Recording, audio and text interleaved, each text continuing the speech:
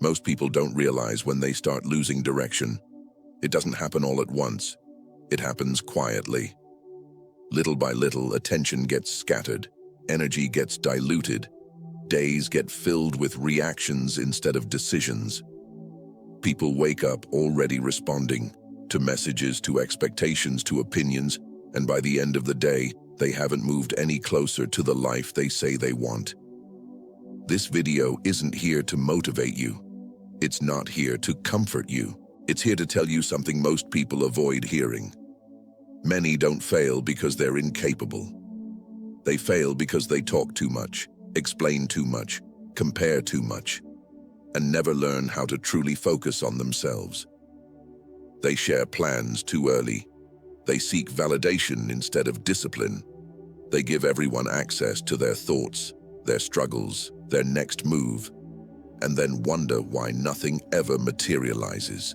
If you keep doing what the majority does, you'll arrive where the majority arrives. Mentally drained, emotionally reactive, dependent on approval, and quietly frustrated with a life that never quite shifts. This message is not for everyone. It's for those who already feel the tension, the sense that noise is costing them clarity, that distraction is stealing momentum, that something essential has been neglected. Silence, focus, self-discipline. These are not weaknesses. They are advantages, but only for those willing to practice them consistently without applause. What you're about to hear won't be popular. It won't flatter you. But if you stay until the end, you'll understand why your future doesn't have to resemble your past. This is about learning to focus on yourself without guilt, to protect your energy without explanation, to move quietly while others talk. We'll go through the habits that separate the disciplined few from the distracted many. Not habits that look impressive, habits that actually change lives. And it begins with the first one, the habit almost no one masters anymore. Habit 1, master silence, selective communication. Silence is not empty, silence is selective. Most people think silence means having nothing to say. In reality, silence means you've learned when not to speak, and that distinction changes everything. No one tells you this directly, but speaking too much has already cost you. Not just money, not just opportunities, it's cost you respect, it's cost you focus, it's cost you peace. Think about it honestly. How many times did you share an idea with excitement, only to receive indifference, a joke, a half smile, or silence in return? In that moment, something subtle happened. You didn't just feel misunderstood, you felt smaller. You walked away thinking, maybe I shouldn't have said that. And you were right. Not because your idea was wrong, but because not everyone deserves access to what you're building. Most people aren't listening to support you. They're listening to measure you, to compare themselves, to store information they'll later use to judge, doubt, or dismiss. Not out of cruelty, but because that's how the world works. Those who move quietly protect momentum. Those who talk early leak energy. The disciplined person understands something painful but freeing. You are not obligated to explain your process. You don't owe updates. You don't owe explanations. You don't owe emotional transparency to people who haven't earned proximity. Your process does not need applause. It needs consistency. Silence preserves clarity. When you talk too much about what you're doing, your mind confuses expression with execution. You feel productive because you spoke, but nothing actually moved. That's how people stay busy without progressing. The Stoic principle here is simple and brutal. Protect the inner space where your work happens. Write for yourself, not to impress. Think to align, not to perform. Silence is how you avoid losing yourself in other people's reactions. There's a deeper layer most people miss. The urge to explain is often an emotional reflex. It comes from wanting to be understood, validated, justified. But real growth happens when no one validates you and you continue anyway. That restraint builds authority, internally first. Look around. Everyone is announcing plans, posting intentions, talking about goals they haven't committed to. They speak to feel alive. But while they talk, time passes. And time doesn't reward intention. It rewards execution. There's an old truth that never stopped being relevant. The moment you reveal strategy too early, you make yourself predictable. Information is leverage. When you give it away freely, you lose advantage. Every explanation hands control to someone else's opinion. Silence keeps power where it belongs, with you. This doesn't mean becoming cold. It doesn't mean withdrawing from the world. It means you stop giving energy to people who don't know what to do with it. Silence is not weakness, it's discipline. It sharpens focus. It filters distractions. It keeps you moving while others debate. When you stop explaining, promising, announcing, something strange happens. You move faster, you think clearer, you stop seeking permission. And when results finally appear, opinions arrive too late to matter. That's why silence works. Not because it hides you, but because it protects what's becoming. And this is only the first habit. Because silence without direction is restraint. But silence with focus is power. And that brings us to the next habit. Habit 2. Radical self-focus, end comparison. There's a truth most people don't want to accept because it's uncomfortable and humbling at the same time. No one is watching you as closely as you think. Everyone is consumed with their own fears, their own failures, their own unfinished battles. And yet, you still look sideways. You still measure yourself against people you don't know fully. You still compare your behind the scenes to someone else's highlight. And without realizing it, you abandon your own path. This is how focus disappears. It doesn't vanish in dramatic moments. It erodes in small daily distractions. You start the day with an idea, a direction, a sense of intention. Then you check your phone. In minutes, sometimes seconds, doubt appears. Not because your life is suddenly worse, but because you looked at someone else's at the wrong moment. You saw progress that wasn't yours, confidence that was curated, success without context. And now your energy is split. That split is costly. The disciplined mind understands a harsh rule: you cannot build your life while constantly observing others. Attention is a finite resource. Every glance outward steals momentum inward. Radical self-focus is not isolation, it's prioritization.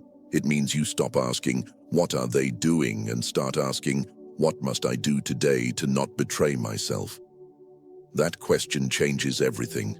When your attention returns to your own actions, the noise fades, the anxiety settles, direction becomes clearer.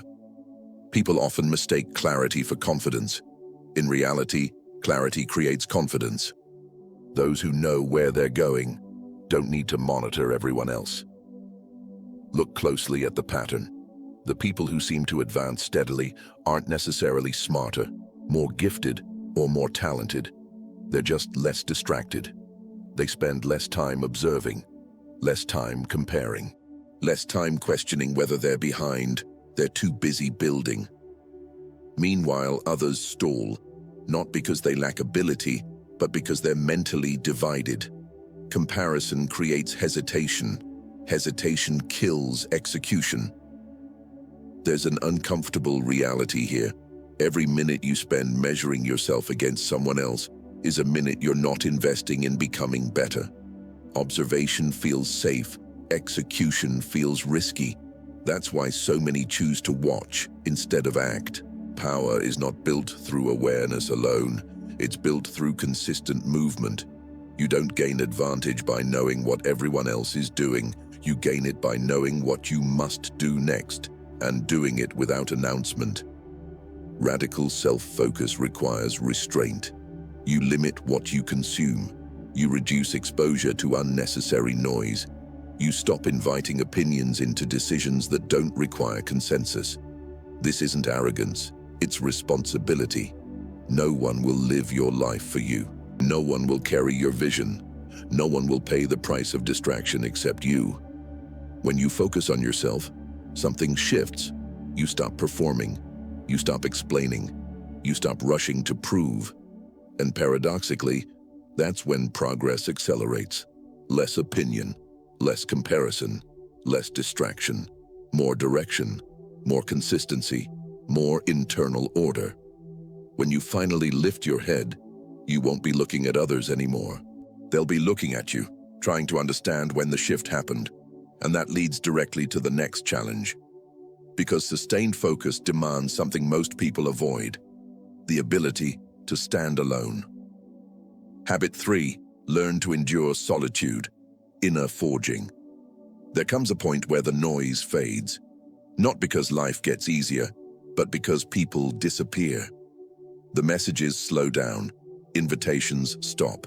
The phone stays quiet longer than you're comfortable admitting, and that's usually the moment people panic. They assume something is wrong, that they failed, that they're being left behind.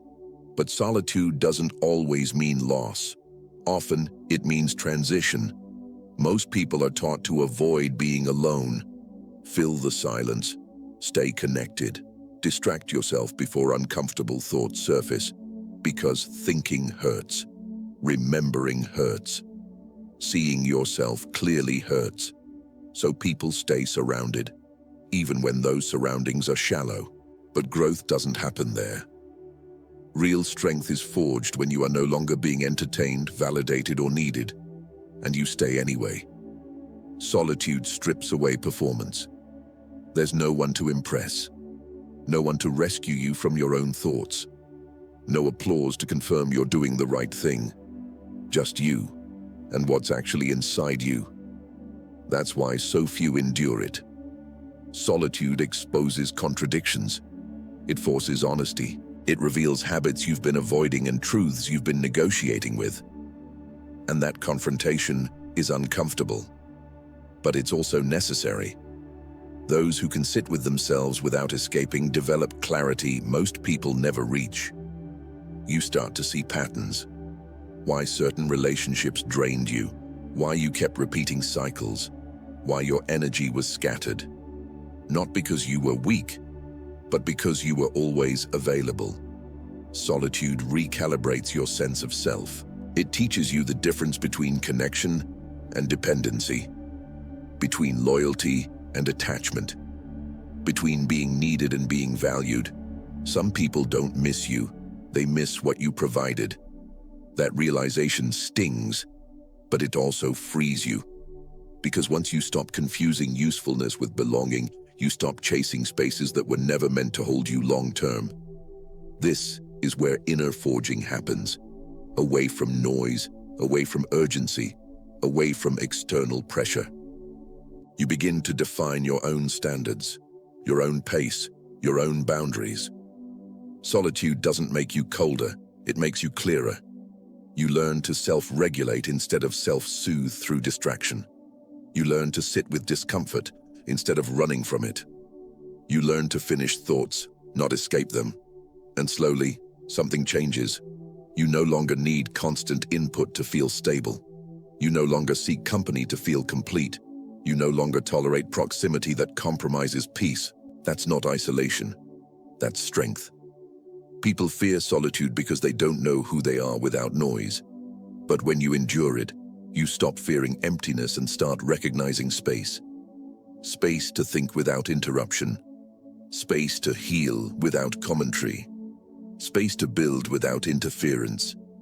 Solitude doesn't break you, it prepares you.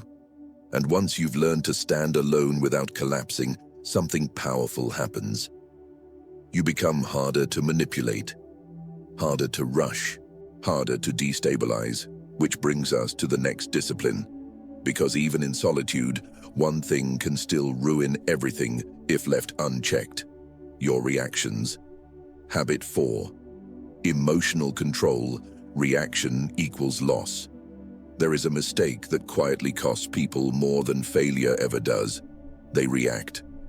They react to disrespect. They react to misunderstanding. They react to pressure, provocation, and inconvenience. And every time they do, they hand something away. Power. Most people believe reacting is defending themselves. In reality, it's exposure. Think back to a moment you regret, a message you sent while irritated, a response that felt justified at the time, and heavy afterward. In that moment, you didn't act. You reacted. And reactions are rarely intelligent. Emotion moves faster than thought. By the time logic catches up, damage is already done. This is why emotional control is not suppression. It's command. Life will test you. People will provoke you. Situations will apply pressure. That part is unavoidable. What matters is not what happens to you, but what you allow to come out of you. The moment someone can predict your reaction, they can control the outcome. That's the danger. Anger feels powerful, but it's noisy. Defensiveness feels justified, but it's revealing. Explaining yourself while emotional doesn't clarify. It weakens your position. The disciplined mind understands something most people learn too late. Not everything deserves a response. Silence, in the face of provocation, is not passivity. It's refusal. Refusal to play a game that costs you more than it gives. Those who lack control believe they must react immediately, to correct, to defend, to prove. Those who possess control pause. They observe. They decide. And in that pause, power stays with them. Notice the pattern. The person who insults you is calm once you explode. The one who provokes you feels satisfied when you engage. The one who ignores you gains nothing when you remain centered. Reaction feeds those who seek it. Control starves them. This isn't about being emotionless.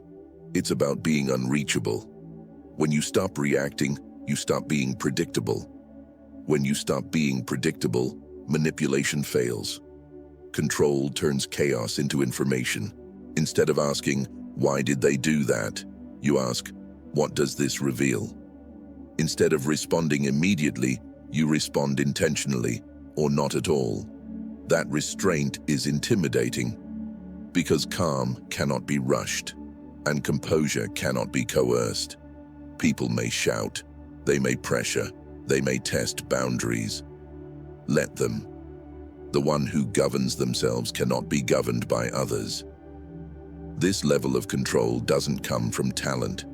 It comes from practice, from resisting the urge to react, from choosing stillness over impulse, from letting moments pass without claiming them emotionally. And once you master this, something shifts. You stop feeling drained after interactions. You stop replaying conversations in your head. You stop carrying weight that was never yours. Control clears mental space. And in that space, something far more important can finally take root. Discipline. Because emotional control without discipline is restraint, but emotional control with discipline builds a future. And that's where the next habit begins. Habit 5.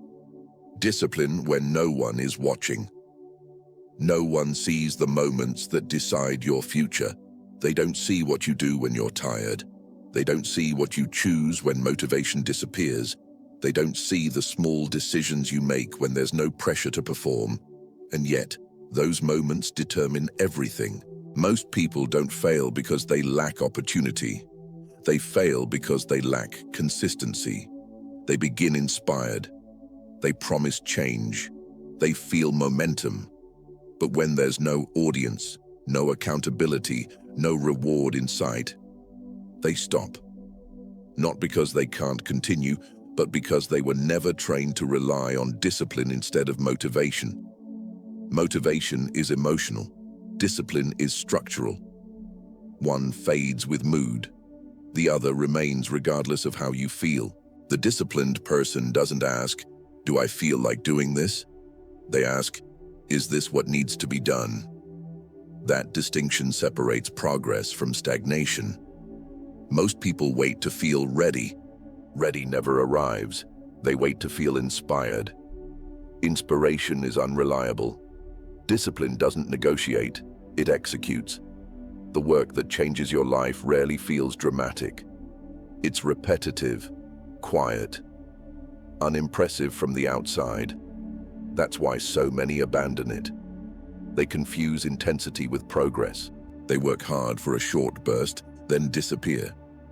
But transformation doesn't come from bursts. It comes from daily alignment, doing the right thing when it's inconvenient, following through when no one would notice if you didn't, maintaining standards when lowering them would be easier. This is where freedom is decided, because freedom without discipline turns into self-sabotage. When no one is watching, your true priorities show up. You either train yourself to act without supervision, or you become dependent on pressure. And pressure is never stable. No one is coming to push you every day. No one is coming to rescue you from procrastination. No one is coming to protect you from your own excuses. That responsibility is yours. Discipline is built in private. It's waking up when you want to stay down, continuing when quitting would go unnoticed, choosing structure over comfort. It doesn't announce itself. It doesn't perform. It doesn't seek recognition. And yet, over time, it changes everything. What felt small becomes momentum. What felt boring becomes mastery. What felt optional becomes identity. The people who appear disciplined later are simply those who practiced when no one cared. They didn't move faster, they moved consistently, and that consistency compounds. If you build discipline in silence, you won't need motivation in chaos, because discipline doesn't depend on circumstances. It survives them. And once discipline is established, you reach a dangerous point. You no longer need permission to act. Which brings us to the next habit, one that removes the need to justify yourself to anyone. Habit 6. Stop explaining yourself. There's something that drains more respect than mistakes ever could. Explaining yourself too much, not because your reasons are wrong, but because the need to justify signals uncertainty, even when you're right. Most people don't realize when it started. They made a decision for themselves. They set a boundary. They chose a different direction. And almost immediately, they felt the urge to explain. Let me clarify. It's not what it looks like. I just want you to understand. That moment costs you more than you think. Conviction doesn't require commentary. When you over-explain, you invite negotiation. You open space for judgment. You teach others that your choices are open for debate. That's not respect. That's exposure. People who walk with direction accept something uncomfortable early on. Not everyone will understand them, and that's fine. Understanding is not a prerequisite for respect. Consistency is. Those who act with clarity don't need to persuade. They allow results to establish authority. Explaining feels polite, but it often comes from fear. Fear of being misunderstood, disliked, or excluded. But the truth is simpler. The more you explain, the less grounded you appear. Because explanations are emotional. Decisions are structural. You don't owe context to everyone. You don't owe access to everyone. You don't owe responses to curiosity disguised as concern. Silence is often the cleanest answer. When you stop explaining, something shifts. Fewer questions, less interference, more space. People adjust when there's nothing to push against. This doesn't mean becoming dismissive or hostile. It means becoming firm. Firm doesn't argue. Firm doesn't persuade. Firm moves. Those who need constant approval lose direction. Those who accept being misunderstood gain momentum. This habit is uncomfortable because it removes a familiar crutch. You can no longer rely on justification to feel secure. You must rely on alignment instead. And alignment is quieter. You'll notice something strange once you stop explaining.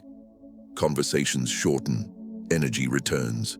Your decisions carry more weight, not because you changed your tone, but because you removed doubt from your posture. The world respects clarity, not reassurance. When you stop explaining, you stop shrinking your decisions to fit other people's comfort. You stand. And once you stand, you're ready for the next shift. Because silence and conviction alone aren't enough. They must be paired with something deeper. A force that moves you forward even when certainty is missing. That's where the next habit begins. Habit 7. Faith plus action, no passive belief. There is a comforting idea that keeps many people stuck. They believe that faith alone is enough, that believing, hoping, or waiting will eventually move things in their favor. But belief without movement doesn't change lives. It delays them. Faith is not passive. It never was. Trust without action turns into avoidance, fear disguised as patience. Many people say they're waiting for clarity, when in reality they're avoiding responsibility. They say, the right moment will come. I'm waiting for a sign. It will happen when it's meant to. But nothing moves until you do. Action is what gives belief weight. You don't act because you're certain. You act because you're committed. The disciplined mind understands this difference. It doesn't wait for conditions to improve. It prepares itself to operate under imperfect ones. You do your part. You release what you can't control. That balance is mature faith. Faith that refuses action becomes comfort. Faith paired with action becomes transformation. Every meaningful shift in direction requires movement before confirmation. You build before you see results. You step forward before the path feels stable. You commit before reassurance arrives. This is where many hesitate. Action exposes you. It removes excuses. It creates consequences. But without it, nothing changes. Belief is internal. Action is visible. One without the other creates imbalance. People often ask why progress feels stalled, why opportunities don't appear, why change never quite arrives. The answer is usually simple. Belief was present. Movement was not. Faith doesn't eliminate fear. It teaches you to move despite it. And once action begins, something happens. Momentum replaces doubt. Direction replaces hesitation. Confidence grows not from thinking, but from doing. You don't need to know the entire path. You need to take the next step, and then the next. Action clarifies what thinking cannot. This habit demands honesty. Are you believing and/or avoiding? Are you trusting or postponing? Because the moment belief becomes behavior, your life stops waiting and starts moving. And movement changes everything, which leads directly into the next discipline. Because action without boundaries leads to exhaustion, and that's where most people collapse. Habit 8, learn to say no without guilt. If you feel constantly tired, it's not only because of what you're doing, it's because of what you keep agreeing to. Exhaustion doesn't always come from effort. It often comes from obligation. From saying yes when your body and mind were asking for no. Each unnecessary yes carries a cost. And over time, that cost accumulates as resentment, fatigue, and loss of focus. Most people don't realize when it starts. They want to be helpful. They want to be available. They want to avoid discomfort, so they agree, even when it disrupts their priorities. They listen when they need silence. They show up when they need rest. They postpone their goals to accommodate someone else's urgency. And then they wonder why nothing progresses. Saying no feels uncomfortable because it challenges an internal fear, the fear of disappointing others. But boundaries are not rejection. They're alignment. When you don't govern your time, someone else will do it for you. Availability without structure turns you into a resource instead of a person. People begin to expect access. They assume compliance. They treat your energy as renewable.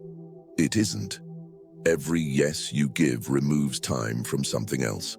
And often, that something is your own life. Learning to say no is not cruelty. It's clarity. Clear priorities create respect. When you say no without over-explaining, you teach others where you stand. Those who react negatively weren't attached to your well-being. They were attached to your availability. And that distinction matters. Guilt fades, clarity remains. You don't need permission to protect your energy. You don't need approval to honor your limits. When you say no, you reclaim space. Space to think, space to build, space to recover. This habit doesn't isolate you. It stabilizes you. You stop feeling pulled in multiple directions. You stop ending days depleted and irritated. Instead, your attention consolidates. Less resentment, less distraction, more intention. And once boundaries are established, something unexpected happens. Your time gains value. People become more deliberate. Requests become fewer but clearer. Interactions become more respectful. Because access is no longer guaranteed. Saying no without guilt isn't selfish. It's strategic. It ensures that when you do say yes, it's aligned, intentional, and sustainable.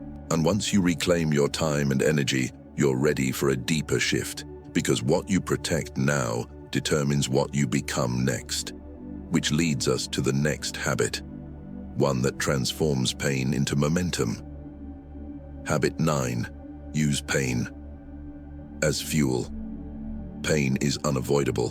What you do with it is not. Everyone carries something. Disappointment, betrayal, loss, effort that wasn't returned. The difference is never the wound. It's the response. Some people use pain as permission to stop.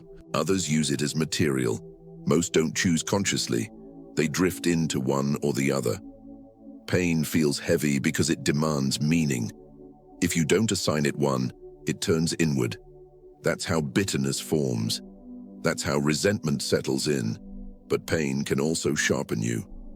When used correctly, pain clarifies priorities. It reveals weak boundaries. It exposes misplaced loyalty. Pain shows you where you overextended, where you ignored signals, where you gave more than was sustainable. This is uncomfortable to admit, but it's also freeing. Because once pain teaches you, it no longer controls you. The disciplined response to pain is not avoidance, it's conversion. You convert pain into structure, into boundaries, into standards you didn't have before. Pain that is examined becomes instruction. Pain that is ignored becomes a cycle. Most people replay pain. They relive conversations. They revisit moments. That repetition drains energy. Fuel, on the other hand, moves you forward. When you use pain as fuel, you stop asking, "Why did this happen?" and start asking, "What must change now?" That shift is decisive. Pain becomes the reason you stop tolerating less than you deserve. The reason you stop over-explaining. The reason you stop waiting for validation. Pain hardens resolve when you let it. It teaches you discipline faster than comfort ever could. This doesn't mean becoming hardened or cold. It means becoming precise. You don't forget what hurt you. You learn from it. You move differently afterward. Your standards rise. Your reactions slow. Your focus sharpens. The past loses leverage. Because pain that has been processed no longer pulls you backward. It pushes you forward. And when pain stops being an excuse and becomes a tool, something fundamental changes. You stop seeing yourself as someone who endured. You start seeing yourself as someone who adapted. That adaptation is power. And once pain has been integrated, you reach the final stage. Not a loud transformation, a quiet one, the kind most people don't notice until it's already complete. Habit 10. Become unrecognizable. Silent transformation. Real transformation rarely announces itself. It doesn't arrive with declarations. It doesn't seek witnesses. It doesn't ask for permission. It happens quietly, long before anyone notices. One day, you realize something has shifted. You don't react the same way. You don't explain yourself the same way. You don't chase, rush, or defend like you used to, not because you became better than others, but because you became clearer within yourself. This kind of change doesn't come from inspiration. It comes from repetition, from choosing silence when you used to explain, from choosing focus when you used to compare, from choosing discipline when you used to wait. Most people only recognize transformation once it becomes visible. But by then, the work is already finished. The foundation was laid in moments no one applauded, in decisions no one saw, in habits practiced without recognition. That's why this transformation feels unsettling to others. Not because you've become distant, but because you no longer play the role they expect. When you change quietly, old dynamics stop working. People sense the shift before they understand it. They feel it in your responses, in your boundaries, in your absence from unnecessary noise. Some will misinterpret your silence. Others will feel uncomfortable. That discomfort isn't your responsibility. You didn't become unrecognizable to confuse anyone. You became unrecognizable to stay aligned. Stability replaces urgency. Clarity replaces chaos. Consistency replaces performance. You stop proving. You stop persuading. You stop explaining. You move. Transformation like this doesn't isolate you. It filters. Only what respects your structure remains. This is the final result of the habits you've walked through. Silence that protects, focus that directs, solitude that strengthens, control that stabilizes, discipline that compounds, conviction that doesn't explain, action that replaces waiting, boundaries that preserve energy, pain that sharpens instead of weakens. When these align, you don't need recognition. Your presence changes. People may not know when it happened. They may not know how. They only know that something is different. And that difference is the work. Quiet, controlled, complete. If you're still here, that already says something about you. Most people don't make it to the end. They listen halfway. They agree briefly. Then they return to noise. Staying until this point isn't common, and it isn't accidental. It means something in you recognizes the need for less distraction and more direction. What you've heard isn't meant to be consumed once and forgotten. It's meant to be carried quietly into your daily decisions. Silence instead of explanation. Focus instead of comparison. Discipline instead of waiting. Boundaries instead of guilt. Action instead of intention. None of this requires applause. None of it needs to be announced. It only needs to be practiced. From this point forward, your work doesn't need witnesses. Your growth doesn't need permission. Your transformation doesn't need validation. Let others speak. Let others rush. Let others explain. You move differently now. If this message helped you clarify something within yourself, consider subscribing to this channel, not for entertainment, but for formation. What we build here isn't noise, it's structure, clarity, discipline. Content meant to be applied, not just consumed. If you know someone who feels scattered, exhausted, or quietly stuck, share this with them. They may not thank you immediately, but they'll remember it when the noise finally becomes too loud. And if you've stayed until the very end, leave a comment with this phrase, focused and silent, not as a slogan. As a commitment to yourself, then answer this, here or privately in your own life. What is the first thing you will stop doing to protect your focus from this point on? Thank you for your time. Thank you for your attention. Thank you for choosing depth over distraction. Walk quietly, stay disciplined, let your results speak. We'll continue this work together.